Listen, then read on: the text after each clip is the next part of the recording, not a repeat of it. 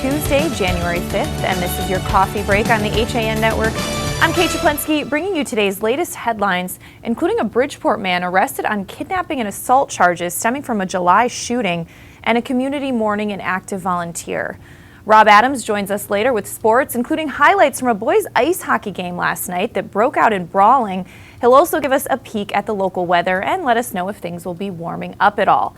And of course, Donald Eng joins us later to take a look back on this day in history. But first, on to today's news.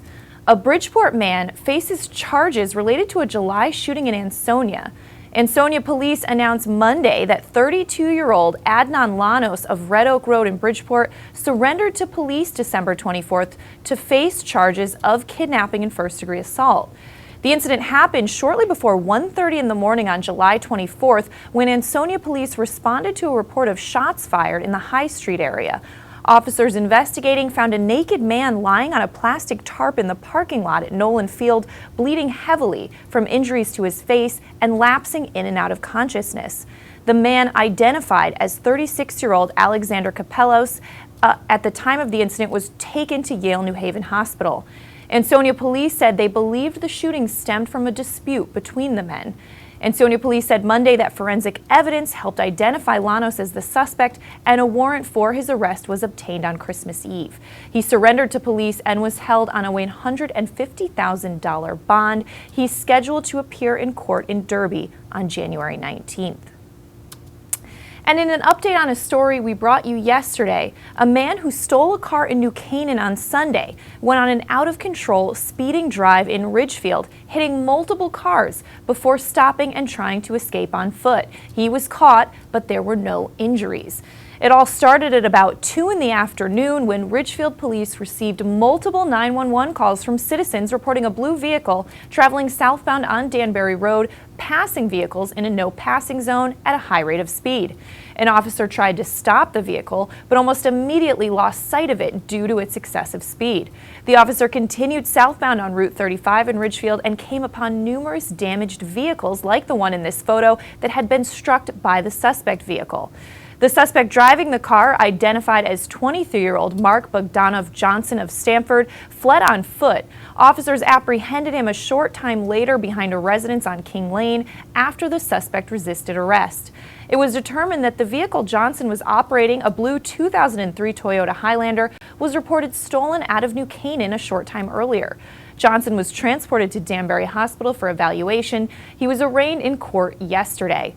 A total of 6 vehicles, including the one that the suspect was driving, were damaged as a result of this incident. However, as we said, no injuries were reported. A Bridgeport man lost one hand and part of another when he tried to ring in the new year with an M80. The Connecticut Post reports that 28-year-old Joseph Lopez was in good condition at Yale New Haven Hospital following the New Year's Eve incident. He was also charged, however, with risk of injury to a child, first-degree reckless endangerment, and possession of an explosive device. Police said they were detailed to Maplewood Avenue for a call of an explosion. When officers got there, they found broken windows in a second-floor apartment and blood all over the kitchen. Lopez at that point had already been taken to the hospital. Witnesses told officers that Lopez had been trying to light the eighth of a stick of dynamite outside the apartment house, but the wind kept blowing the wick out.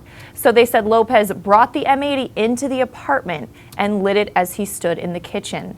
This time, police said the explosive did go off, blowing off Lopez's left hand and part of his right hand. Police said Lopez's brother, Pablo Lopez, who was sitting at the kitchen table at the time, was taken to the hospital for a possible perforated eardrums.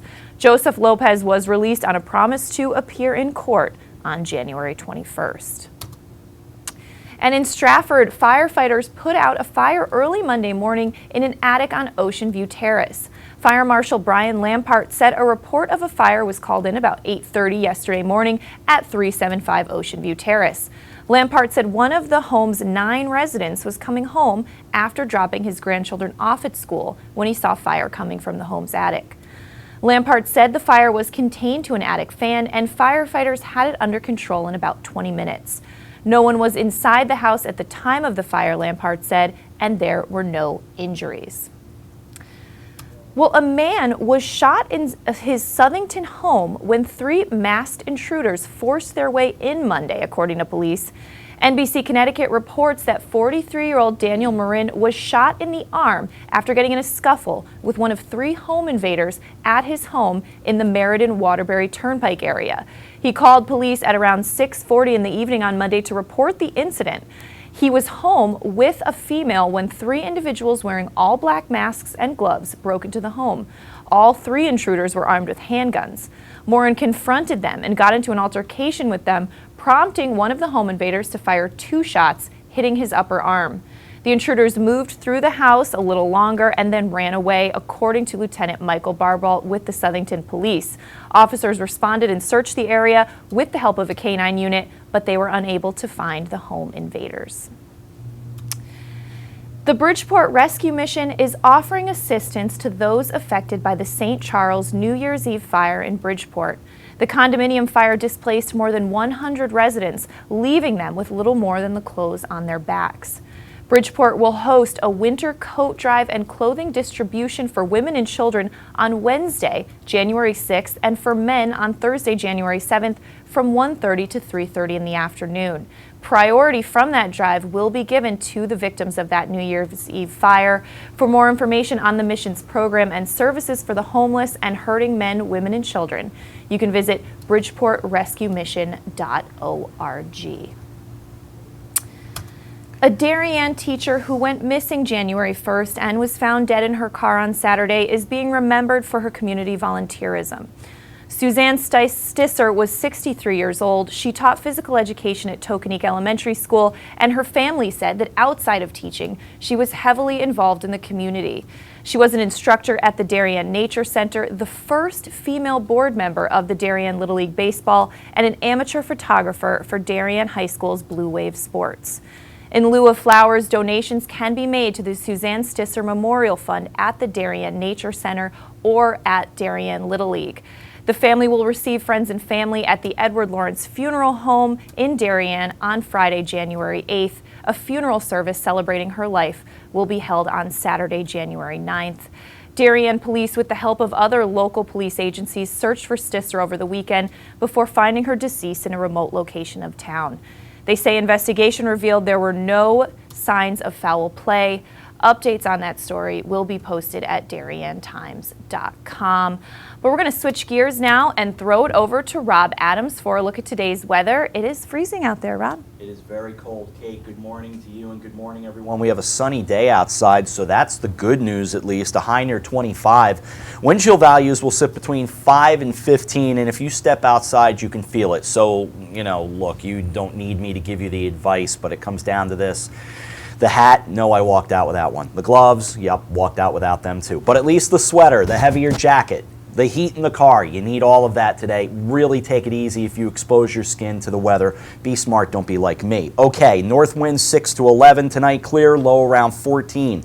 Better news tomorrow, sunny, high near 39, but the wind chill again a problem, 15 to 25. Calm wind becoming southwest 5 to 8, so the southwest wind will help us, but Wednesday night it drops down to 19. Thursday, mostly sunny, high near 41, so we're looking better. 31, partly cloudy for Thursday night. Friday, partly sunny, high near 42. We'll go to 43 on Saturday, 48 on Sunday. So we're going to snap out of this little cold spell, but just keeping an eye on things.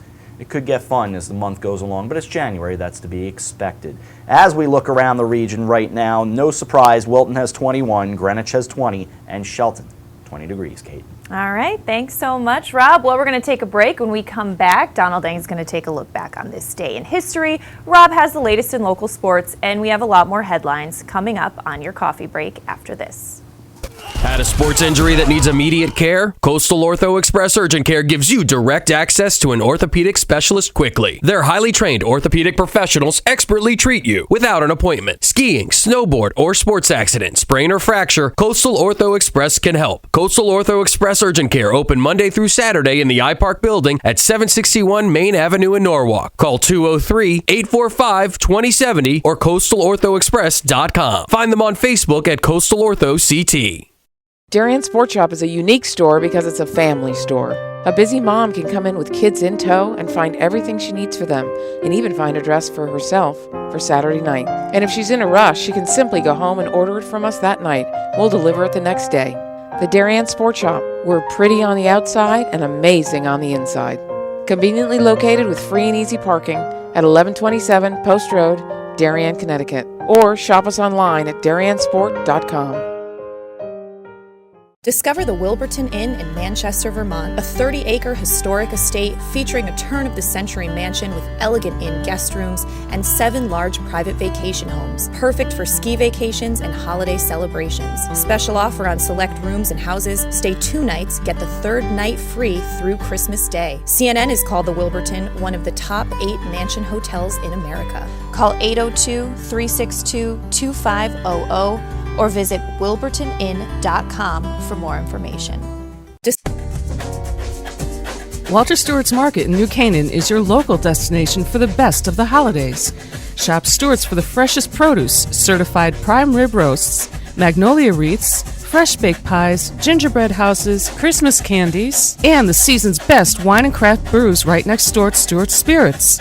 Shop Walter Stewart's, 229 Elm Street in New Canaan, or shop online at stewartsmarket.com. Hi, I'm Rob Adams with my good friend Donald Eng, and we're the home team for Nutmeg Sports, Monday through Wednesday at 2 o'clock right here on the HAN Network. We are the place for all things Connecticut sports, so come hang out with us on Nutmeg Sports. Don? They don't call him the best color man in the game for nothing. Nutmeg Sports, 2 o'clock Monday through Wednesday right here on the HAN Network. Hi. And we're back on this Tuesday, January 5th edition of your Coffee Break on the HAN Network. I'm Kate Czaplinski. Time to throw it over to Donald Eng for a look back on this day in history. Don? Well, Kate, as the saying goes, roses are red. The University of Michigan Wolverines wear blue. Why is that important? Well, stay tuned. First, though, we go to 1914. 102 years ago today, the Ford Motor Company takes the radical step of doubling employee pay to $5 a day and cutting shifts from 9 hours to 8. The first real large-scale 8-hour workday in the country. These moves were not popular, by the way, with Ford's rivals, although seeing the increase in Ford productivity and profit margin from $30 million to $60 million in 2 years, most of the other automakers soon followed suit. To 1933 we go. Construction of the Golden Gate Bridge in San Francisco begins. The bridge would open in 1937 and was, until 1964, the longest suspension bridge main span in the world at 4,200 feet. The famous color is officially known as International Orange, and it was originally used as a sealant and anti-corrosive for the bridge, but it was also found to enhance visibility in the frequent heavy fog the area gets.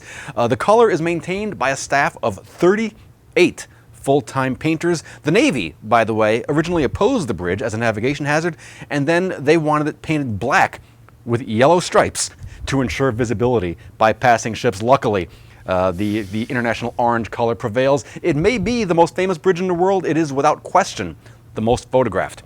And finally we go to 1948, where people saw this. Here comes the Nugget Express, chugging on a roadbed of roses, chrysanthemums, and pansies. And there's the grand sweepstake winner. This San Francisco cable car was chosen the most beautiful of all 58 entries in a parade that ushers in a new year, hopeful of peace and prosperity. In the Rose Bowl, Michigan lives up to advance notices before a crowd of 93,000. A block by Riffenberg and Weisenberger smashes through the center of the SC line for a 14-yard gain. On the next play, All-American Chappius fires one of his famous passes to end Riffenberg, who gains another 14 before lateraling to Hilkeen, who adds 2 more. With an unbalanced line to the right, Chappius races around right end, and the Wolverines go into a 6-0 lead. That was Warner Brothers newsreel footage of the Tournament of Roses parade and the Rose Bowl Football Classic in Pasadena, California. Why is it important? Well, it's the first time any newsreel was broadcast in color. So people have been watching the Tournament of Roses parade for years, but who knew that roses actually were red? Well, you found out in 1948. That's your look back in history, and I am Donald Eng. All right, thanks so much, Don. Well, Before we throw it over to Rob Adams, just getting back to a little more news. This just in from the New Canaan Advertiser. A New Canaan eatery is closing down. Just weeks after Barolo, Trattoria, and Wine Bar on Main Street closed for good, another New Canaan eatery, Chicken Joe's on Elm Street, which is a popular spot for teenagers and HAN Network employees, put up a sign in its window saying it was closing for good on January 12th. I know many people will be sad about that, including our own AJ Simonowski and many of our HAN Network employees, Rob. Yes, it is a sad day. Now, they do have other locations, Kate. That is the good news. So go to those other locations. You'll still be just fine. You can have your chicken and the chili. Very important. They've often fed us when we were at games and, in the area. No, they've taken good care of us. All right, to sports we go. Darien got a goal from Sam Knowlton last night, but it wasn't enough as Notre Dame of West Haven, the number 4 team in the state, according to the Hartford Current ice hockey poll, knocked off the top-ranked Blue Wave 3-1 at the Darien ice rink. Connor Hilton made 35 saves in the win for the Green Knights, who improved to 5-1 on the year. But that score is just part of the story as we check out the highlights. But we are underway from the Darien ice rink. Through the neutral zone it goes, bouncing off the boards out in front of the benches. 6:50 to go in the opening frame. Down into the right corner. Oh, another chance skating through. Same combination. Trying to lift the top shelf and they score! Looking like it's gonna be Maselli on the goal, but you almost, with all that activity, John, that almost had the sense of an own goal. Now turning it around is Palillo. He'll bring it back. Back come the Knights with 2 to go in the first. Across the line, getting around them. Put on net, and then he scores!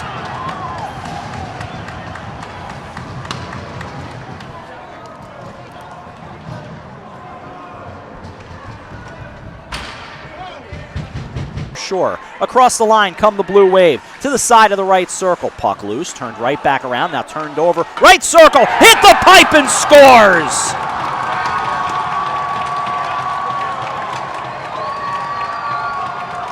There's your answer right there. Sam Knowlton rings the bell. It's a 2-1 game. They'll get it across the line, but just barely, and bring it back. It's a 3-on-1. Right circle sent wide. Puck loose. Hilton will climb on top of it. Little pushing, little shoving. Holidays are over. Oh, this is ugly. This is an ugly one with Voigt and Dumas. Zachary Dumas. Somebody's going to go have a seat and need a hug. I think we'll let Frank get his pen ready because he's going to have some notes to take on this one. Frank, take your notes, then we'll get to you, but that was ugly. Down to 7. Maybe time for a final rush. Bouncing it out to center. Chipping at it, but it's turned back. Thrown at the empty net, and there you go. With .1 remaining. And now things getting chippy as Herbie Hazelton has gone and climbed into a skirmish out in front of the Notre Dame net. With .1 remaining, Notre Dame of West Haven is going to get a 3-1 win, but you don't want it to end like this. I have to think there's guys that are not going to be playing in the next game after this. And you never expect there to be any trouble during the handshake. At that point, things begin to calm down. But nonetheless, I learned a long time ago to always take a glance back and make sure everything is kosher. As a coach, I will tell you that you always, and it's not. And it's not. There they go again.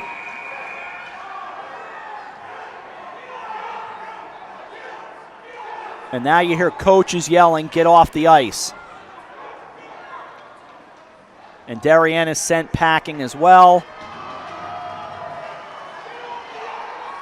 You can hear more of it. Get off the ice. The yelling and the screaming. And now the coach is starting to go at it a bit.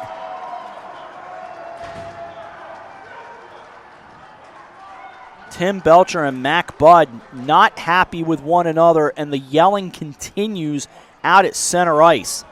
Very unique.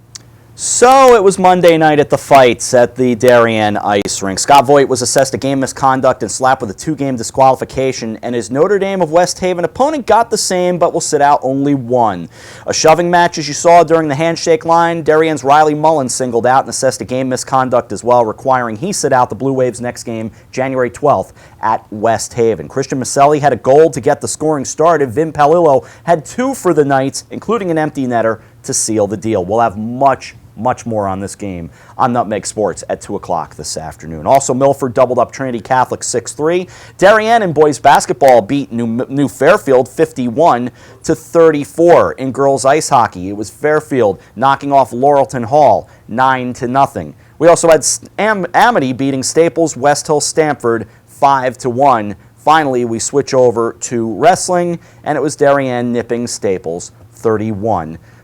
And Ridgefield native Chad Chris and the rest of the United States team will not get the chance to play for the gold medal. The Americans fell to Russia 2-1 in the semifinals of the 2016 International Ice Hockey Federation World Junior Championship on Monday in Helsinki, Finland.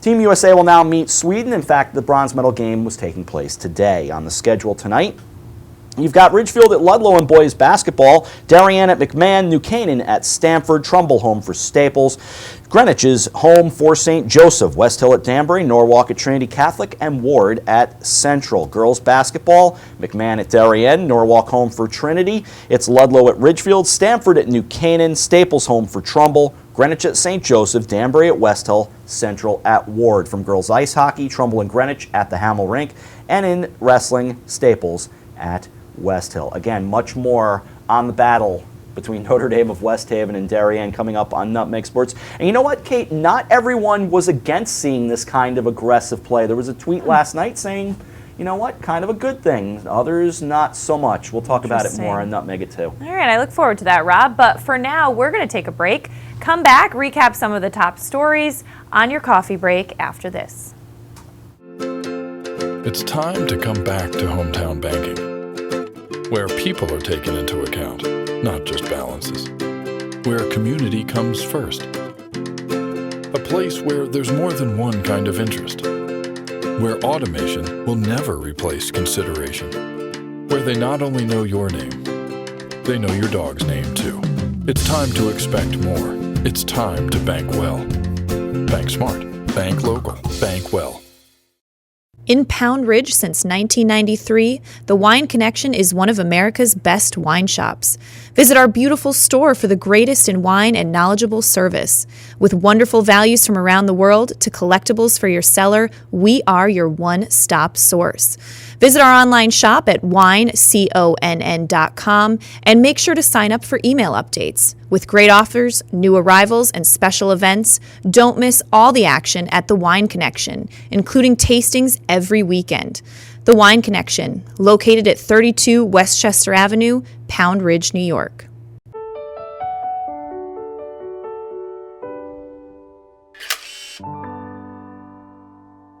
Find over 1,000 special stories at Hospital for Special Surgery. Go to hss.edu/backinthegame. I was jogging 5 months after my cartilage tear. Skiing a year after hip surgery. And playing grandma 4 weeks after hip replacement. One special hospital, 1,000 special stories. See Connecticut patients at hss.edu/CT.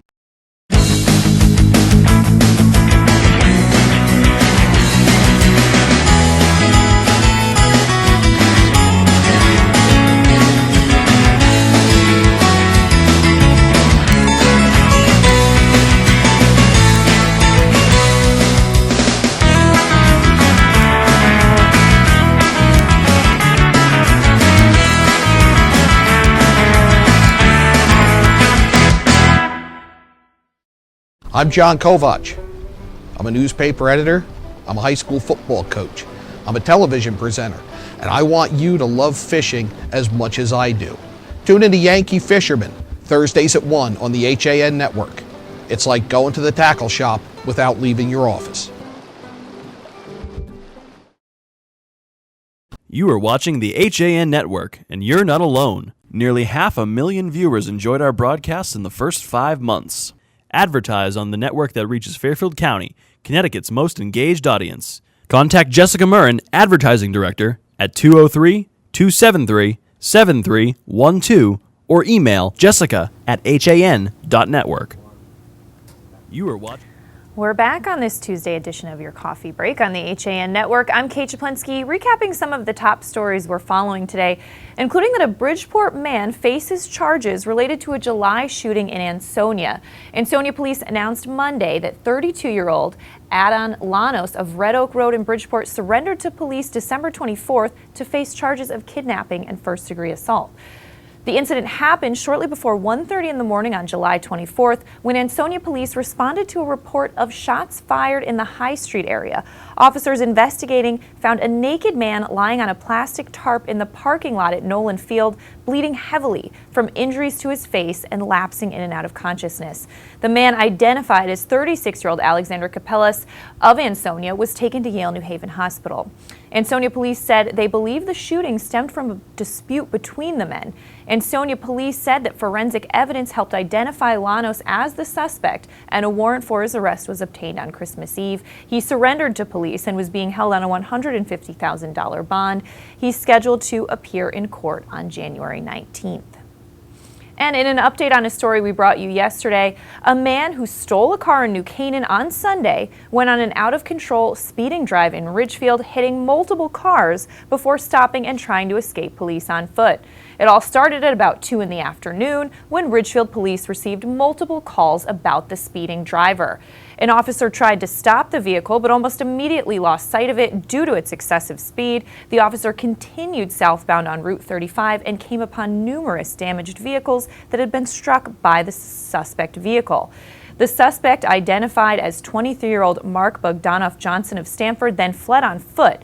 Officers apprehended him a short time later behind a home on King Lane after the suspect resisted arrest. It was determined that the vehicle he was driving was reported stolen out of New Canaan a short time earlier. He was transported to Danbury Hospital for evaluation and was arraigned in court yesterday. A total of 6 vehicles, including the one the suspect was driving, were damaged as a result of the incident, but thankfully no injuries were reported. And in some good news, Connecticut ushers in the new year with average gas prices it hasn't seen since April of 2009. As of January 4th, Connecticut's average gas price for a gallon of gas is $2.14, down 0.12 cents compared to last month and 48 cents compared to last year. On the national level, today's average gas price is $1.99, teetering at that mark since Christmas week.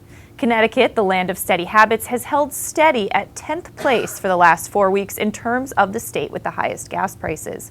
In 2015, drivers statewide and nationally paid the second cheapest gas in a decade. Only 2009 was cheaper. And nationally, the annual 2015 price was $2.40, which is 94 cents less than 2014.